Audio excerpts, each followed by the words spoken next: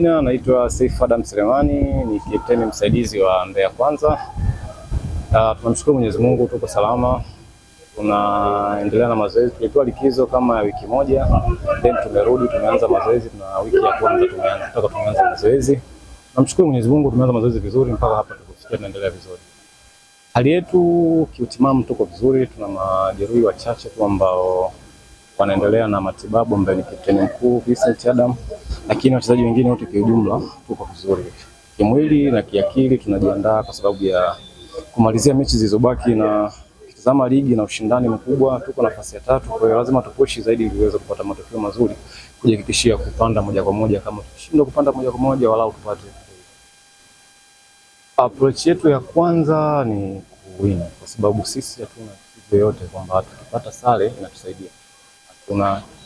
Sare haitusaidii sisi katika mashindano yetu, kwa sababu ukiangalia waliopo chini yetu hizi pointi ambazo tumezidiana ni chache sana.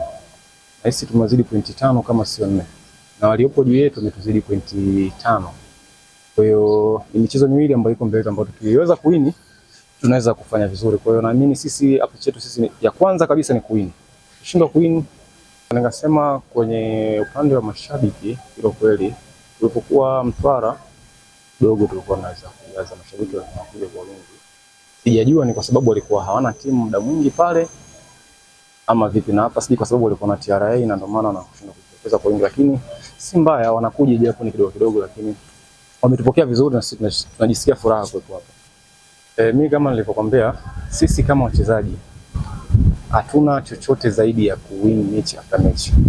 Kwa jina naitwa Mlisho Selemani Gambo, team manager Mbeya Kwanza.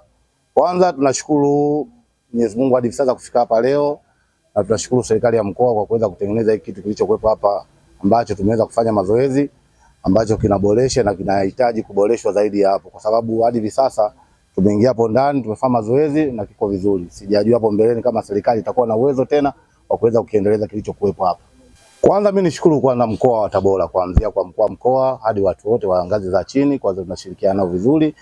Chama cha mpira pamoja na viongozi wote, kwa kweli namshukuru Mwenyezi Mungu hadi sasa hakuna shida yoyote, na walitupokea vizuri na watupa ushirikiano kwa hali na mali, kwa sababu hadi vile unaona tunafanya mazoezi katika gym kama hii ya serikali, ambayo kutokana na utaratibu uliowekwa na sisi wenyewe tumefanya utaratibu, tumekuja kuona uongozi wa mkoa wametupa gym, tunafanya mazoezi bila kuwa na wasiwasi wote. Kwa ukiangalia serikali, ofisi ya mkoa inatusupport kwa kila aina, kwa kila pande zote ambazo tupo. Ukija kuangalia chama cha mpira na chenyewe kinatoa kuanzia mwenyekiti, katibu wake, wote tuko nao pamoja vizuri, hatuna shida kwa kweli. Tunamshukuru Mwenyezi Mungu hadi sasa tuko vizuri. Sijajua uko mbeleni. Kwanza mimi naomba wananchi wote wa mkoa wa Tabora wawe na sisi pamoja, kwa sababu huwezi kufanya jambo ukiwa peke yako, lakini mkiungana wote pamoja mkoa mzima nadhani tutafanikiwa. Kwa hiyo mimi ninachowaomba wananchi, viongozi, wapenzi wote wa Mbeya Kwanza, tuungane pamoja. Tuna mechi mbili, tunatoka away, tutarudi tutacheza tena mechi moja hapa, tutatoka tena away. Kwa hiyo tuna safari ya kwenda Mbeya na Songea, kwa watuombee Mungu, tuendelea kwenye maandalizi mazuri ambayo yapo. Kwa watuombee Mungu, nadhani tutafanikiwa kwenye njia yetu ambayo tulikuwa tumeipanga.